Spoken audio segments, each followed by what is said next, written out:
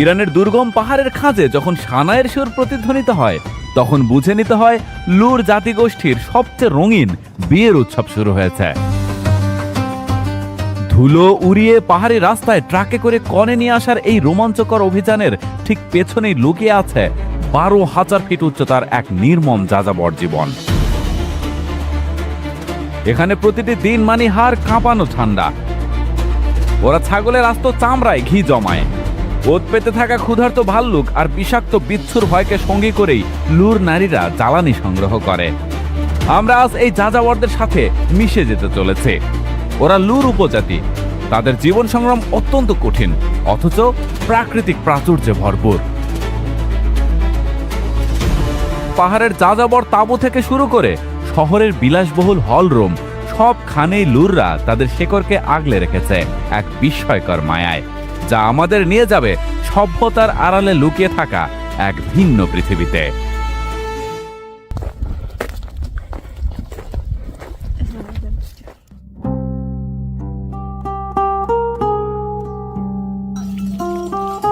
Zagros পাহাড়ের বুক চিরে যখন ধুলোবালি উড়িয়ে শক্তিশালী জিপ আর ট্রাকগুলো এগোতে থাকে, তখন বুঝতে হবে পাহাড়ের নিস্তব্ধতা ভেঙে কোনো এক লুর যোদ্ধার বিয়ের কাফেলা বের হয়েছে।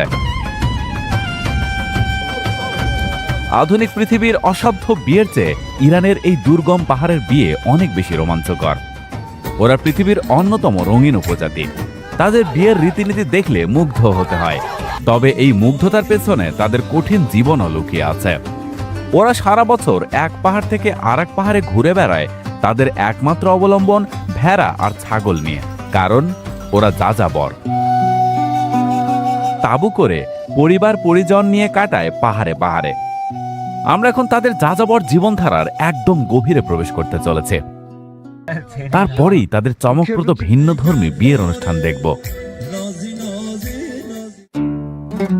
ইরানের জাগ্রস পাহাড়ের চূড়ায় একটি সকাল, প্রায় 12,000 ফিট উচ্চতা। এখানে বসবাস করে একটি ছোট্ট যাযাবর পরিবার। ওরা লুর জনগোষ্ঠীর মানুষ। ঝলমলে রোদ আর বরফে ঘেরা সাদা পাহাড়। ওনার নাম গুলনার। ওনার মা আর 2 সন্তান সহ কিছুদিন যাবৎ এখানে আছেন। আশেপাশে তার ছাগল ভেড়ার খাবার শেষ হয়ে গেলে হয়তো আবার অন্য কোথাও চলে যাবেন। এটাই তাদের যাযাবর জীবন। তাঁবুর মধ্যেই তাদের বসবাস। উনি গুলনারের মা। শেষ বয়সে এসেও তাদের একই নিয়মে জীবন চলে। রান্না বান্না আর পানি সংগ্রহের জন্য তাকে সবচেয়ে বেশি কষ্ট পেতে হয়। আজ গুলনারকে যেতে হবে রান্নার জন্য খড়ি সংগ্রহ করতে। পাহাড়ের দুর্গম জায়গা থেকে জ্বালানি কাঠ সংগ্রহ করতে হয়। আর যে কোনো মালামাল পরিবহনের জন্য তাদের একটাই যানবাহন, সেটা হলো গাধা বা খচ্চর। পাহাড়ে শুকনো পরিবেশে যেসব গাছপালা জন্মায় সেগুলোর ডাল সংগ্রহ করতে হবে। কি অপূর্ব দৃশ্য! পিছনে সারি সারি চূড়া, নির্জন পাহাড়, আর তার মাঝে একজন যাযাবর নারী। জীবন কত অদ্ভুত হতে পারে। লুর উপজাতি ইরানের অন্যতম প্রাচীন এবং বৃহত্তম জাতিগোষ্ঠী। ঐতিহাসিকভাবে এদেরকে প্রাচীন এলামাইট এবং কাসাইট সভ্যতার উত্তরসূরি মনে করা হয়। লুরদের রক্তে মিশে আছে আর্য এবং পাহাড়ি যোদ্ধাদের সংমিশ্রণ। হাজার বছর ধরে জাগ্রস পাহাড়ের এই দুর্গম এলাকাগুলোকে তারা নিজেদের দখলে রেখেছে। বখতিয়ারিরাও মূলত এই বিশাল লুর জাতিরই একটি শাখা। এরা নিজেদের ভাষার নামেই পরিচিত, যাকে বলা হয় লুরি, যা আধুনিক ফার্সি ভাষার একটি অতি প্রাচীন এবং স্বতন্ত্র রূপ। পাহাড়ে এই রুক্ষ ভাঁজে যখন আপনি কোনো লুর নারীর দেখা পাবেন, দেখবেন তার চোখে কোনো ক্লান্তি নেই। এখানকার বয়োজ্যেষ্ঠ নারীরা অপরিচিতদেরও পরম মমতায় আশীর্বাদ করেন। লুরদের তাঁবুর সামনে দাঁড়ালে আপনি দেখতে পাবেন এক অদ্ভুত সারল্য। তাদের ঘরগুলো হয়তো পশমি কাপড়ের তৈরি, কিন্তু তাদের আপ্যায়নে কোনো কমতি নেই। আগন্তুক দেখলেই তারা তাঁবুর ভেতরে ডেকে নেয় এবং গরম ধোঁয়া ওঠা চা আর স্যুপ দিয়ে বরণ করে নেয়। জোহান, মোহাম্মদ আর নূরগুলের মতো পরিবারগুলো এখানে টিকে আছে একে অপরের উপর ভরসা করে। রাত নামলে পাহাড়ের চেহারা পাল্টে যায়। এদের তাঁবুর ভেতরের পরিবেশটি বেশ অদ্ভুত, খুবই ঘিঞ্জি। জয়নব তার সন্তান স্বামী নিয়ে এই তাঁবুতে থাকেন। তাদের খাবারের থালার দিকে তাকালে আপনি চমকে উঠবেন। পাতলা কাগজের মতো হাতে বানানো রুটির ভেতর কেবল কাঁচা পেঁয়াজ কুচি। এটি তাদের অন্যতম প্রধান আহার। কোনো নরম বিছানা নেই, নেই কোনো ভারী কম্বল। কনকনে ঠান্ডায় এক কাপ গরম চা আর মানুষের সাহচর্যই এখানে উষ্ণতা যোগায়।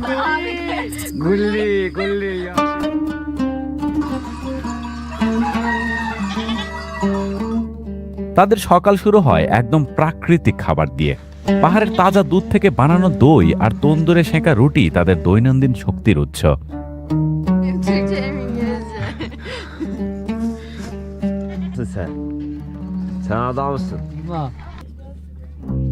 লুরদের আসল সংগ্রামী জীবন দেখা যায় যখন তারা তাদের সমস্ত আসবাবপত্র খচ্চরের পিঠে তুলে দেয়। এই যাযাবর সংসারের সবচেয়ে বড় ভূমিকা পালন করে এই পরিবারের বড় মেয়েটি। ভোরের চা বানানো থেকে শুরু করে রান্নাবান্না আর ছোট ভাই বোনের দেখাশোনা সবই তাকে করতে হয় নিভৃতে, পাহাড়ের প্রতিকূলতার সাথে লড়াই করে। তবে পাহাড়ের এই জীবন শুধু শান্ত নয়, এটি অত্যন্ত বিপজ্জনক। লুরদের এই তাঁবুগুলোর খুব কাছেই ওত পেতে থাকে ক্ষুধার্ত ভাল্লুক। প্রতিরাতে এই বন্য প্রাণীদের হাত থেকে নিজের পালিত পশু পাখি এবং পরিবারকে রক্ষা করাটা তাদের জীবনের অবিচ্ছেদ্য অংশ। এভাবেই ভয় আর বীরত্বের এক সংমিশ্রণে টিকে আছে ইরানের লুর উপজাতি। জয়নবের তাঁবু থেকে আমরা ফিরে এসেছি গুলনারের কাছে। সে তার গন্তব্যে চলে এসেছে। গাধার পিঠ থেকে সে জিনিসপত্র আর কুড়াল নামিয়ে নিচ্ছে।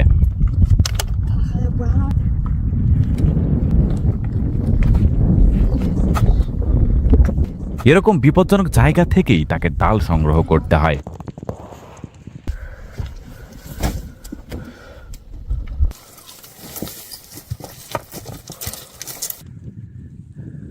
সে এখান থেকে কিছু শিকড় সহ গাছ সংগ্রহ করলো।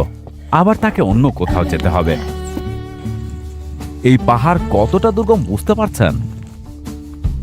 এভাবেই এক জায়গা থেকে আরেক জায়গায় গিয়ে ডালপালা সংগ্রহ করতে হয়। নিজেকে একবার এই জায়গায় কল্পনা করুন।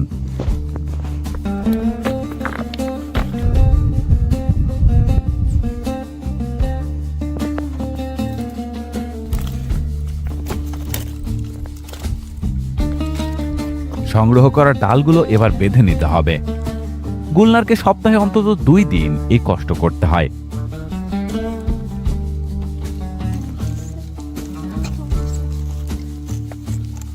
এই পুরো ওজন সে একাই নিয়ে পাহাড় থেকে নামবে।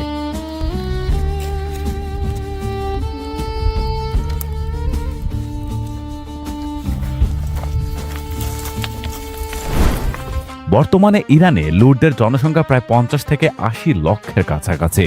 এদের প্রধান আবাসস্থল হল পশ্চিম ইরানের লোরেস্তান প্রদেশ। মূলত জাগ্রস পাহাড়ের রুক্ষ ভাঁজগুলোই তাদের একমাত্র ঠিকানা। গুলনার আসার সময় সকালের খাবার সাথে করে নিয়ে এসেছিল। সে এখানেই রান্না করবে। অন্তত এইটুকু লাকড়ি তাকে বইয়ে নিয়ে যেতে হবে না। যেহেতু রান্নার এত বাসনপত্র বহন করা সম্ভব নয়, তাই পুড়িয়েই খেতে হবে। তারা প্রচুর চা পান করে। গুলনারের মাধ্যমে আমরা দেখতে পাচ্ছি ইরানের লুর জাতিগোষ্ঠীর যাযাবর জীবনচিত্র।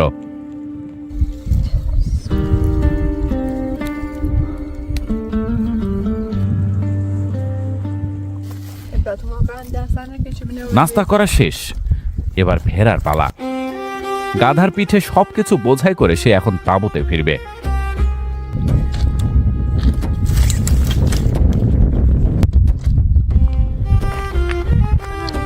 আপনার মনে প্রশ্ন জাগতে পারে, লুররা কেন আজও যাযাবর?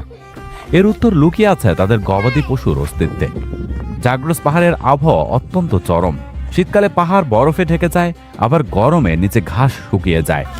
তাই পশুদের জন্য তাজা ঘাস আর সহনীয় আবহাওয়ার খোঁজে তারা বছরে 2 বার মাইগ্রেশন বা স্থান পরিবর্তন করে।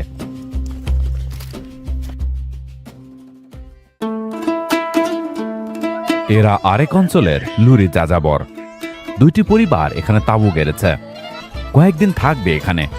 মাত্র 2টি তাঁবু নিয়ে 2 ঘর পরিবার আছে এখানে। তাদের শিশুরা এভাবেই বড় হয়।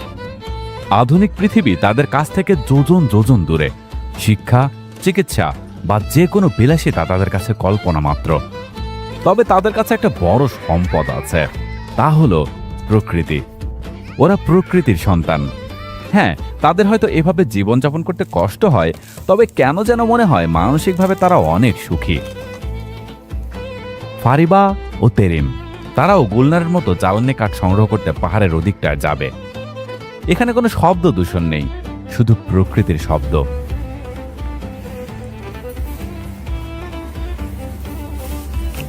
দুই ইরানি যাযাবর নারী দুর্গম পাহাড়ে চড়ে বেড়াচ্ছেন জীবনের খোঁজে।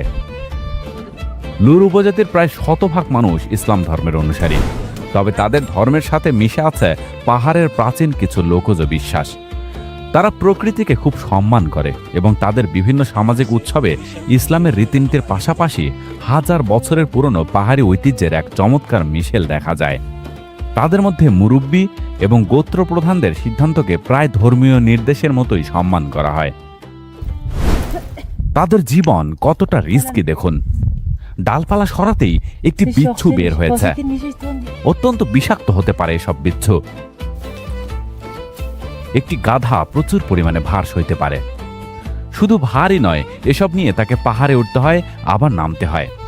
আমরা যেমন ট্রাক বোঝাই করে মালামাল পরিবহন করি, ঠিক তেমনি বোঝাই দিচ্ছে ওরা। আজকে দিনের জন্য সংগ্রহ শেষ। এবার তাদের বাড়ি ফেরার পালা।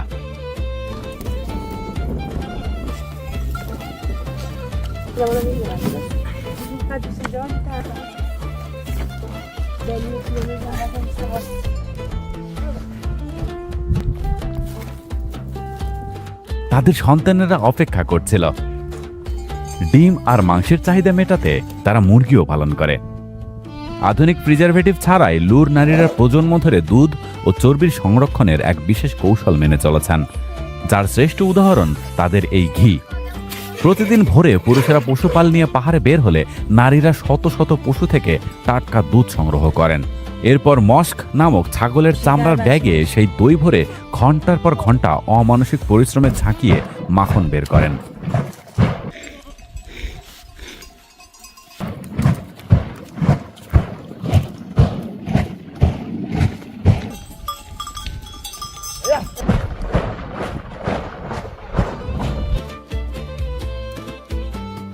এই মাখন কাঠের আগুনে জাল দিয়ে তৈরি করা হয় খাঁটি সোনালী ঘি, যা পাহাড়ের হাড় কাঁপানো শীতে তাদের শরীরে শক্তি যোগায়। ইরানের বড় শহরগুলোতে এই অর্গানিক ঘিয়ের আকাশ ছোঁয়া চাহিদা থাকায় এটি চড়া দামে বিক্রি করে লুর উপজাতির মূল অর্থনীতির চাকা সচল থাকে।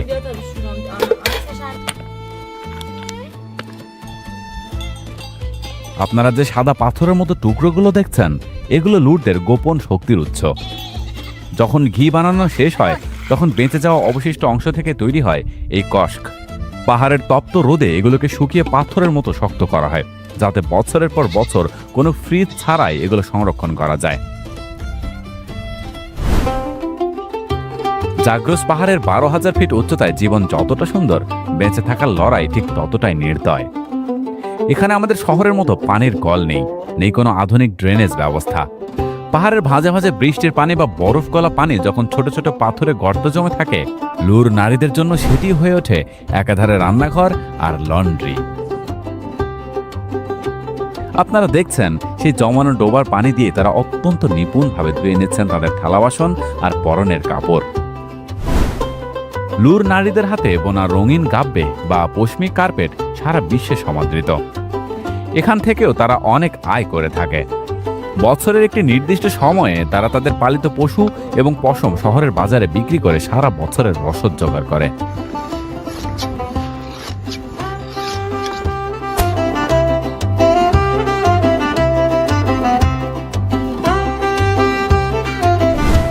বরের আত্মীয় স্বজন আর বন্ধুরা আজ এক দীর্ঘ যাত্রায় বের হয়েছে কনের বাড়ির উদ্দেশ্যে।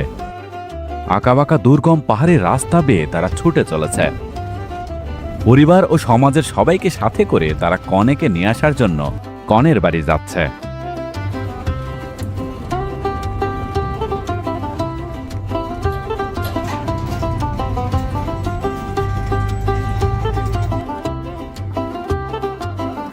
তাদের সাথে উপহার হিসেবে একটি ভেড়া রয়েছে। লুর সংস্কৃতিতে এটি কেবল একটি পশু নয়, বরং কনের পরিবারের প্রতি বরের সম্মান এবং দায়িত্ববোধের প্রতীক। তবে আপনার মনে প্রশ্ন জাগতে পারে, যাযাবরও তো তাঁবুতে থাকে, তাহলে এই পাথরে ঘরবাড়ি দেখা যাচ্ছে কেন? আসলে লুররা হলো সেমি নোমাডিক বা অর্ধ যাযাবর। বছরের বেশিরভাগ সময় তারা পশুপাল নিয়ে পাহাড়ের এক প্রান্ত থেকে অন্য প্রান্তে ঘুরে বেড়ালেও শীতের তীব্রতা থেকে বাঁচতে তাদের নির্দিষ্ট কিছু স্থায়ী গ্রাম থাকে, যাকে বলা হয় কিশলাক। এই পাথুরে ঘরগুলো তারা তৈরি করে বংশ পরম্পরায়। তাই বিয়ের মতো বড় উৎসবগুলো সাধারণত এই স্থায়ী গ্রামগুলোতে আয়োজন করা হয়, যেখানে পুরো গোত্রের মানুষ এক হতে পারে। পাহাড়ের পাদদেশে সুসজ্জিত এই আস্তানায় পৌঁছাতেই বরের পক্ষকে রাজকীয় অভ্যর্থনা জানান কনে পক্ষের মুরব্বীরা। একদিকে আদিম পাহাড়ের রুক্ষতা, অন্যদিকে মানুষের হৃদয়ের উষ্ণতা, এই দুই মিলিয়ে এক অদ্ভুত পরিবেশ। বাতাসের ঢেউয়ে ভেসে আসছে সোরনা সানাই আর বড় দোহল বা ঢোলের গম্ভীর আওয়াজ। লুটদের এই বাদ্যযন্ত্রের প্রতিটি সুর যেন পাহাড়ের গায়ের সাথে ধাক্কা খেয়ে প্রতিধ্বনি তুলছে। আর এই উৎসবের মধ্যমণি হলেন স্বয়ং বর, যার হাতে সগৌরবে ধরা আছে তাদের ঐতিহ্যের প্রতীক একটি প্রাচীন রাইফেল। লুর পুরুষদের কাছে এই রাইফেল কেবল আত্মরক্ষার অস্ত্র নয়, এটি তাদের বীরত্ব এবং পরিবারের সুরক্ষা নিশ্চিত করার এক অবিচ্ছেদ্য শপথ। লুরদের বিয়ে সাধারণত কোনো নির্দিষ্ট তারিখ দেখে হয় না, বরং এটি প্রকৃতির উপর নির্ভর করে হয়। সবচেয়ে বেশি বিয়ে হয় বসন্তের শুরুতে অথবা শরতের শুরুতে, কারণ এই সময়ে আবহাওয়া নাতিশীতোষ্ণ থাকে। পশুপাল নিয়ে এক পাহাড় থেকে অন্য পাহাড়ে যাওয়ার যে দীর্ঘ পরিভ্রমণ, তার ঠিক আগে বা পরে তারা কিছুটা অবসর পায়। বসন্তের সবুজ পাহাড় লুটদের কাছে নতুন জীবনের প্রতীক, তাই এই সময়েই উৎসবের রং সবচেয়ে বেশি লাগে। উৎসবের এক পাশে যখন বিশাল সব ডেকচিতে কাঠের আগুনে চলছে ভোজের আয়োজন, অন্যদিকে তখন শুরু হয়েছে লুরদের সেই বিখ্যাত রুমাল ড্যান্স বা দস্তমালবাজি। লুর নারীরা যখন তাদের বাহারে রঙিন পোশাক পরে হাতের রঙিন রুমালগুলো উড়িয়ে বৃত্তাকারে নাচতে শুরু করেন, তখন পুরো উপত্যকা যেন এক জীবন্ত রংধনুতে পরিণত হয়। এই নাচ কেবল আনন্দের বহিঃপ্রকাশ নয়, এটি তাদের গোষ্ঠীগত ঐক্যের এক প্রাচীন নিদর্শন।